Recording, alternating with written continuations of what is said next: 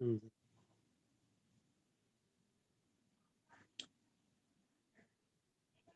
लूका की अंजील उसका कौन सी आयत है?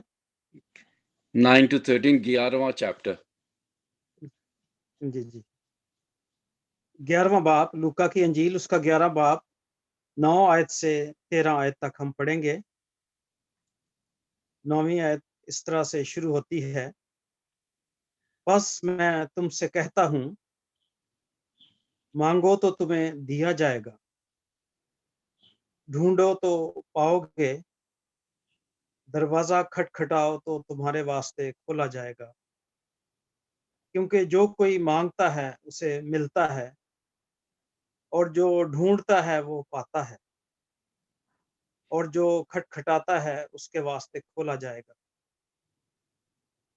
तुम में से ऐसा कौन सा बाप है कि जब उसका बेटा रोटी मांगे तो उसे पत्थर दे, या मछली मांगे तो मछली के बदले उसे सांप दे, या अंडा मांगे तो उसको बिच्छू दे? बस जब तुम बुरे होकर अपने बच्चों को अच्छी चीजें देना जानते हो, तो आसमानी बाप अपने मांगने वालों को रूल कुदस क्यों ना देगा।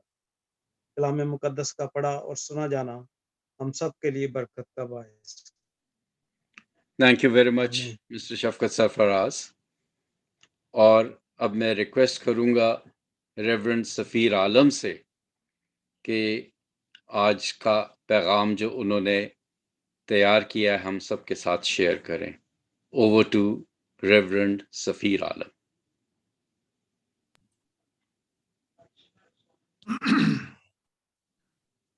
खुदा बाप, खुदा बेटे, खुदा रूल कुद्स के नाम में आमीन।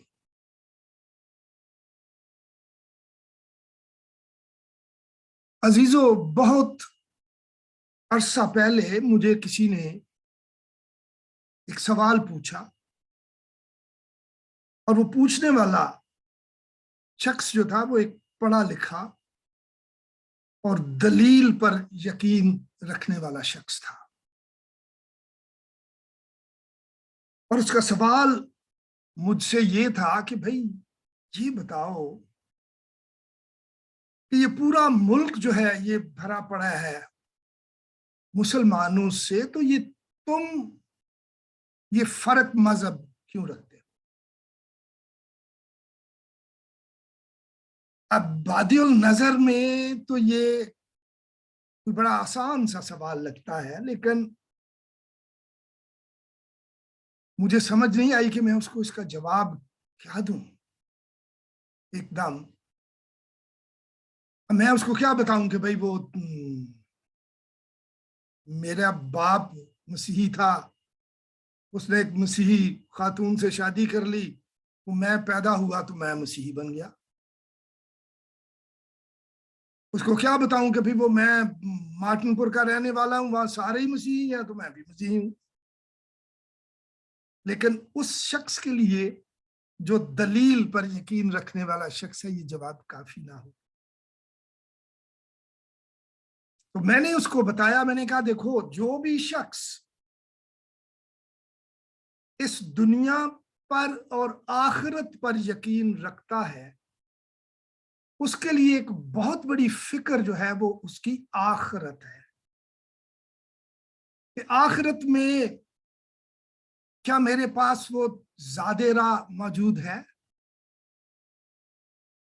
क्या मैं आखिरत में उन मुश्किल मरहलों को पार कर सकूंगा? वो कहता है ये तो बात ठीक है। मैंने कहा वो मेरे पास है, मुझे आखिरत की भी कोई फिक्र नहीं, इस दुनिया की भी, क्योंकि इस दुनिया के लिए भी मेरा मजहब जो है वो सिर्फ एक मजहब नहीं है, वो एक ज़ाब्ता-ए हयात रखता है। It's a complete code of life जो इंसानी जिंदगी के सारे शोबों के लिए एक मुकम्मल रहनुमाई जो है वो मुहैया करता है। तो कोई शोबा भी हो इंसानी जिंदगी का, वो मुआशरती हो, वो मुआशी इक्तसादी हो, वो कारोबारी हो, वो घरेलू हो, वो खानदानी हो, वो शादी का हो, वो ब्याह का हो, वो बच्चों का हो, वो नौकरी का हो, वो कारोबार, हर चीज के लिए एक बड़ी बड़ी साफ रहनुमाई मौजूद है उसमें। तो मैंने कहा अगर मेरे पास इस दुनिया के लिए भी रहनुमाई है और आखिरत के लिए भी है, तो फिर मुझे किसी और मजहब की तरफ जाने की जरूरत नहीं है।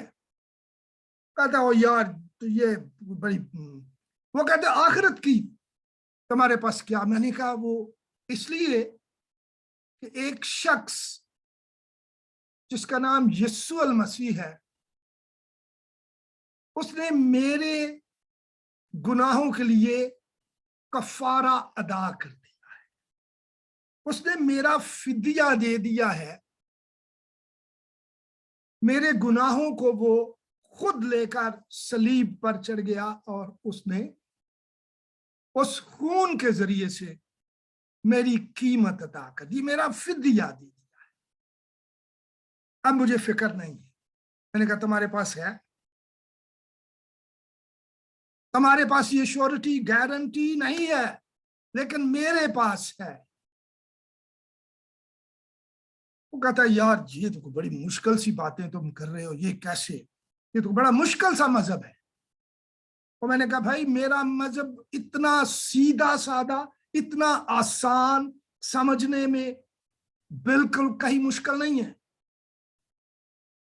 वो कैसे? तो मैंने कहा भाई ये देखो मेरा मजहब कहता है मांगो तो तुम्हें दिया जाएगा, कोई कैद नहीं कि भाई इतना मांगना है इतना नहीं मांगना, सिर्फ मांगो, खटखटाओ तो तुम्हारे लिए खोल दिया जाएगा, ढूंढो तो पाओगे। मैंने कहा यहाँ की मुश्किल है? मांगना किसको नहीं आता है? सबको मांगना आता है। इवन जिसको अभी जुबान नहीं मिली, उस बच्चे को जो बोल नहीं सकता, वो भी मांगता है। जब उसको भूख लगती है तो वो भी मांगता है। तो हमें सिर्फ मांगना है। इतना आसान मजहब। जस्ट एस, मांगो तो तुम्हें दिया जाएगा। मैंने कहा कहां की मुश्किल है? मांगो तो तुम्हें दिया जाएगा। 2-3 हफ्ते पहले यहीं पे बैठे हुए इबादत के बाद हम गुफ्तगू कर रहे थे, तो हमारे भाई बर्टी जेम्स ने बताया कि जब वो बीमार था और बीमारी का इलाज किसी डॉक्टर, किसी हकीम और किसी के पास नहीं था, तो अपने बिस्तर पर लेटकर उसने मांगा, उसने मांग लिया, आए खुदावंद मेरी बीमारी को ठीक कर, मेरी इस बीमारी को ठीक कर। और खुदावंद ने उसको शिफा दे दी। ये बैठा है हमारे सामने सेहतमंद बर्टी जेम्स। Hallelujah, hallelujah. ये है मेरा मजहब, ये है मेरा मजहब। सिर्फ मांगो तो तुम्हें दे दिया जाएगा। इतना आसान मजहब। एक शर्त, ईमान के साथ मांगो। वो मांगना कैसे है? ईमान के साथ, भरोसे के साथ, यकीन के साथ, इत्तेकाद के साथ। और वो बेशक राई के दाने के बराबर हो। वो ईमान जो है वो कितना हो? मत्ती 17:20 आयत में क्या लिखा है कि अगर तुम्हारा ईमान राई के दाने के बराबर है तो पहाड़ को भी कहो तो वो अपनी जगह से हट जाएगा, वो अपनी जगह से हट जाएगा। इतना आसान मजहब कि सिर्फ मांगो, कोई कैद नहीं, कोई रेस्ट्रिक्शन नहीं कि भाई इतनी या ये हदूद मुतय्यन नहीं है उस मांगने की। कुछ भी मांग लो वो तुम्हें मिल जाएगा। मुझे एक बात याद आ गई। कोई 42 साल पहले, 42 ईयर्स, मैं इंग्लैंड में था, वहां पढ़ता था मैं। तो मेरा एक दोस्त मेरे कमरे में आया, मुझे कहने लगा कि यार वो एक बिशप आया हुआ है भाई मिस्र से, तो आज शाम को वो कहीं बोल रहा है, तो चलो उसको सुनते हैं। तो मैंने कहा यार छोड़ो, बहुत से बिशपों को सुना है। वो कहता है वो कॉप्टिक बिशप है। मैंने कहा ये मैंने भाई कॉप्टिक बिशप नहीं देखा, चलो चलते हैं। बिशप साहब ने जो बात बताई, उन्होंने एक कहानी बयान की। उन्होंने कहा कि जी एक हमारी मिस्र की रवायात जो हैं, उनमें एक रवायत मौजूद है कि जब वहां पर मिस्र में, पहले तो वो एक मसीही मुल्क था, बाद में इस्लाम का जब वहां पर कब्जा हुआ, कहते हैं कि वहां पर एक जो हाकिम था, हाकिम वक्त था, क्योंकि खलीफा तो वहां अरब में होते थे और यहाँ पर फिर हाकिम होते थे, गवर्नर्स की, माल की सूरत में। तो कोई बड़ा फंक्शन हो रहा था, तो उसमें सारे बड़े लोग जो थे वो इकट्ठे थे। तो उसमें एक शख्स ने बड़ा बर्क लिबास पहना हुआ था, अट्रैक्टिव सा। तो वो हाकिम ने कहा भाई ये कौन आदमी है, इसको जरा बुलाओ मेरे पास। को बुलाया तो उनको पूछा भाई आप कौन है। उन्होंने कहा जी मैं बिशप हूं। अच्छा ये बिशप कौन होता है भाई। उन्होंने कहा जी मैं मसीहियों का मजहबी सरबराह हूं, बिशप हूं। अच्छा तो क्या तुम्हारा अकीदा, क्या मानती हो तुम। वो कहते जी मेरा मजहब कहता है कि अगर तुम्हारे पास एक राई के दाने के बराबर ईमान हो तो तुम पहाड़ को भी अपनी जगह से हटा सकते हो। मैंने कहा वाह, अब ये तो बहुत बड़ी बात आपने बताई। तो सामने कोई शहर के बाहर जो कोई पहाड़ था, मुझे याद है कोई मकाता, शायद उसने नाम बताया उसका। उसने कहा इसका मतलब है कि ये मकाता जहां जो पहाड़ है, तुम इसको हटा सकते हो अपनी जगह से। अब गड़बड़ हो गई। अब बिशप साहब वो कहने लगे कि जी वो इस तरह, वो ऐसे। उसने कहा नहीं, तुमने खुद कहा है और तुम सरबराह हो इस मजहब के, कल हम सारे लोग इधर ही इकट्ठे होंगे ये मकाता के पास, और तुम उसको हटाओगे अपनी जगह से। ऐलान हो गया कि जी कल इसी वक्त सारे वहां पे इकट्ठे होंगे। बिशप साहब गए सीधे घर, चोगा उतारा और सीधे कोने में बैठ गए और रोना शुरू हो गए और दुआ करना शुरू। खुदावन मुझे बचाओ, अब मैं क्या करूं।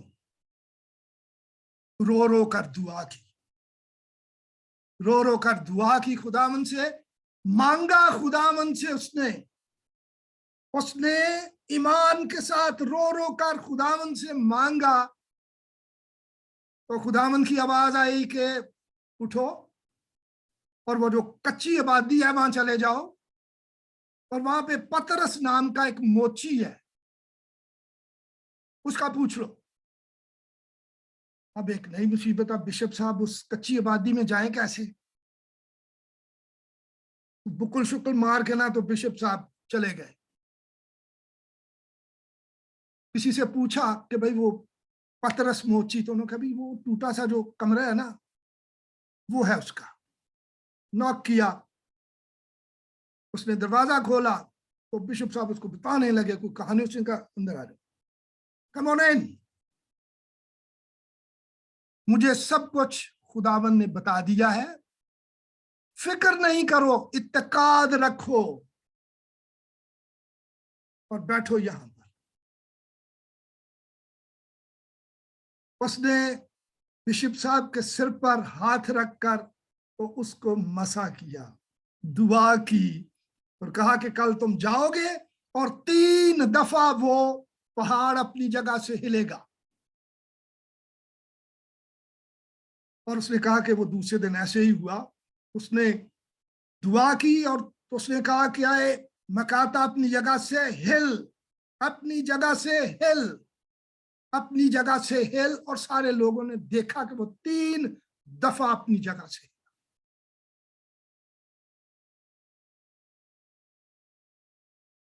ये है मजहब, ये है मेरा मजहब। इतना आसान कि सिर्फ मांग लो, एक राई के बराबर ईमान के साथ। वो बड़े ईमान की जरूरत नहीं, एक छोटे से ईमान से भी मांग लो और वो तुम्हें मिल जाएगा, ईमान के साथ दुआ करके। फिर उन्होंने कहानी बताई कि वो बाद में वो हाकिम जो था वो भी मसीही हो गया, उन्होंने उठा के जेल में डाल दिया और वो फिर वहीं पे कहीं गल सड़ गया।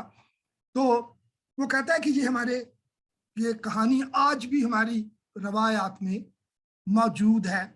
वहां की जो कॉप्टिक क्लीसिया है वो इस कहानी को जानती है।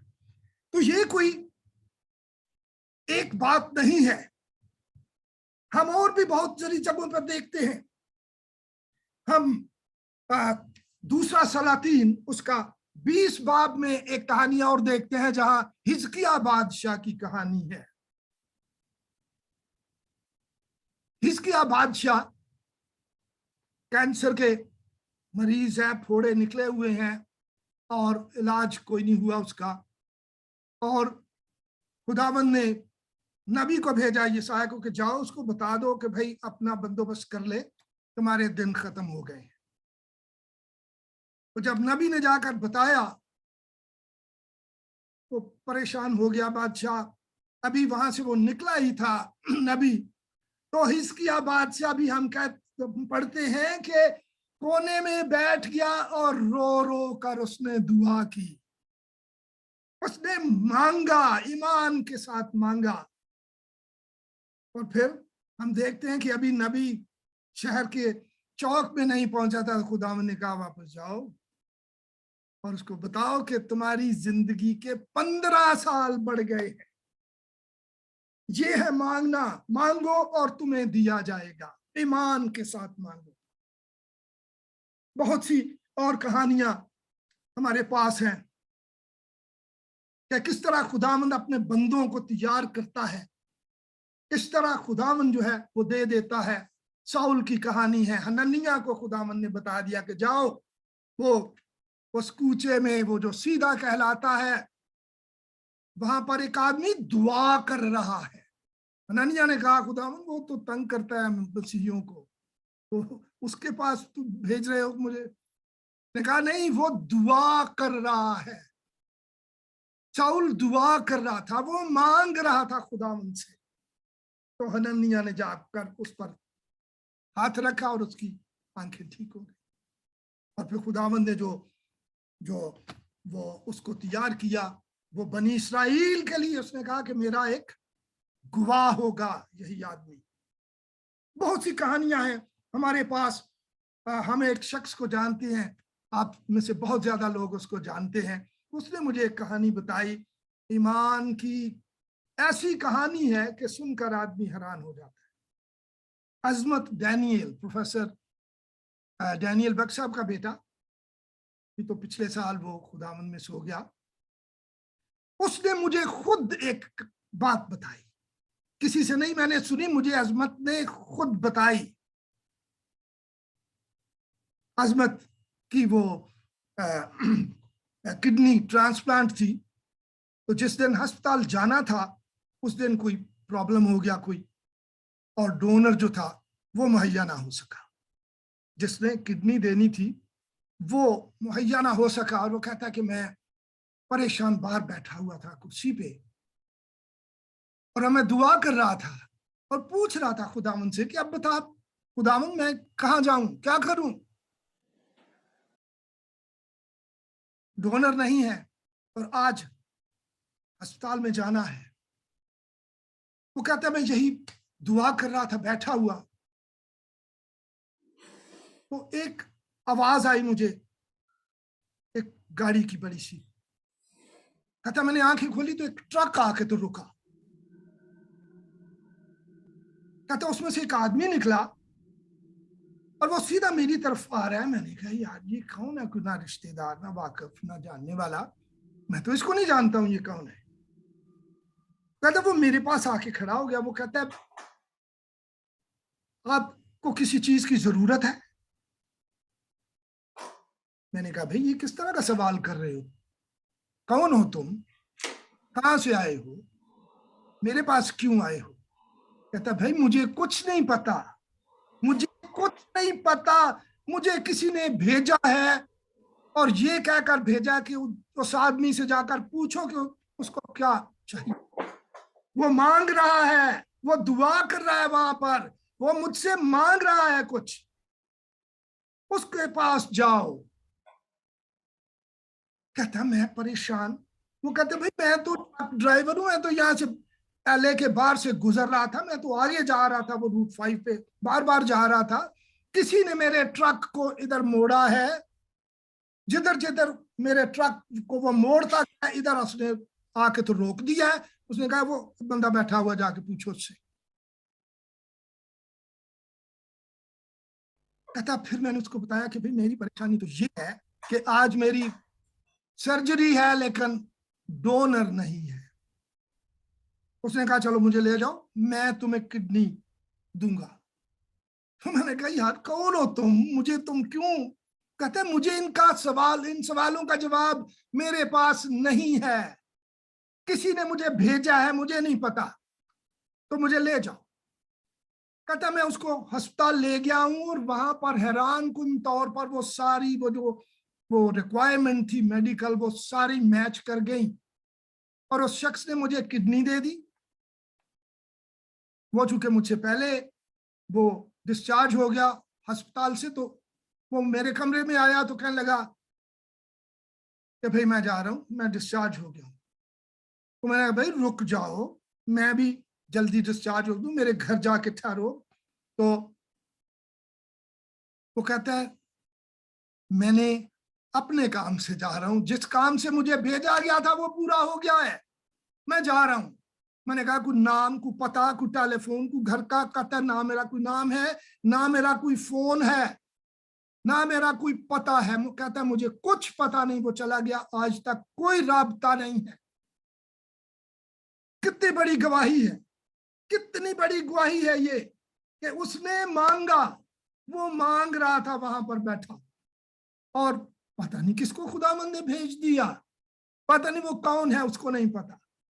सिर्फ मांगना है, ये है मेरा मजहब, आसान, सिर्फ मांग लो। अजीजों, मेरी अपनी भी कहानी है। जब मैं मौत की वादी से गुजर रहा था, मेरे सारे दोस्त जितने बैठे हैं वो जानते हैं कि मैं मौत की वादी में था। मौत की वादी में से 23 ज़बूर में क्या है, बल्कि खा मौत के साया की वादी में से तेरा गुजर हो, किसी बला से नहीं डरूंगा क्योंकि तू मेरे साथ है। खुदावन से मांगा और उसने मुझे दे दिया, and here I am in front of you. Praise the Lord. ये है मेरा मजहब, ये है मसीहत, आसान सीधा सा मजहब। सिर्फ मांग लेना है, हमने सिर्फ मांग लेना है, इसके अलावा और कुछ नहीं। ये बैठा है बर्टी जेम्स आपके सामने, इसने मांगा, खुदावंद ने इसको दे दिया। आसान तरीन मजहब जो है वो ये है। और इसके दूसरे असूल देखिए अगर आप उनको, तो कितने सादा सादा असूल, लेकिन बहुत ही मीनिंगफुल। जैसा तुम चाहते हो कि लोग तुम्हारे साथ करें, तुम भी उनके साथ वैसा ही करो। कितनी खूबसूरत दुनिया हो अगर इस कलाम पर हम इसी तरह से अमल करें। हम भी किसी के लिए अच्छा करें, वो भी हमारे साथ अच्छा करे। अपने भाई की आंख के तिनके को ना देख, अपनी आंख के शतीर को पहले देख। कितना खूबसूरत असूल है। अपने भाई के उस छोटे से तिनके को ना देख, अपनी आंख के शतीर को देख। कितना खूबसूरत असूल है ये। दुआ अरबानी में रोज हम पढ़ते हैं कि खुदावंद हमारे कसूर हमें मुआफ कर जिस तरह हम अपने कसूरवारों को मुआफ कर। कितनी खूबसूरत दुनिया हो अगर हम सब इस पर अमल करें। कितना खूबसूरत असूल है हमारे, जिस पैमाना से तुम नापते हो तुम्हारे लिए भी उसी से नापा जाएगा। तो जिंदगी के तमाम शोबों के लिए इस कलाम में हमारे लिए बहुत सी हदायत मौजूद है। सारी रहनुमाई हमारे लिए इस कलाम में मौजूद है। और ये है मेरा मजहब। और उस आदमी को जब मैंने ये बातें बताई तो शायद आया तो वो बहस के ख्याल से था, लेकिन उस मेरी बात के जवाब में उसके पास बहस करने के लिए कुछ नहीं। मेरे सिर्फ ये बताने के लिए कि मेरी आखिरत का भी बंदोबस्त है, मेरी दुनिया का भी बंदोबस्त है। मेरी दुनियावी रूहानी दोनों जिंदगियां जो है वो मेरे मजहब में उसकी मुकम्मल रहनुमाई, श्योरिटी, गारंटी जो है वो मौजूद है। और उसके लिए जैसे मैंने कहा कि कहीं दूर नहीं, इसी महफिल में हमारे पास गवाहियां मौजूद है। जिन्होंने मांगा उनको मिल गया। खुदावंद की तारीफ। हालेलुया। ये है आसान और सीधा सा मजहब जिसको बहुत से लोग कहते हैं यार बड़ा मुश्किल है। सिर्फ एक छोटे से ईमान की जरूरत है, एक इत्तेकाद की जरूरत है, एक भरोसे की जरूरत है, एक यकीन के, एक इत्तेमाद की जरूरत है। और सब कुछ सिर्फ मांगना है यकीन के साथ। खुदावंद आप सब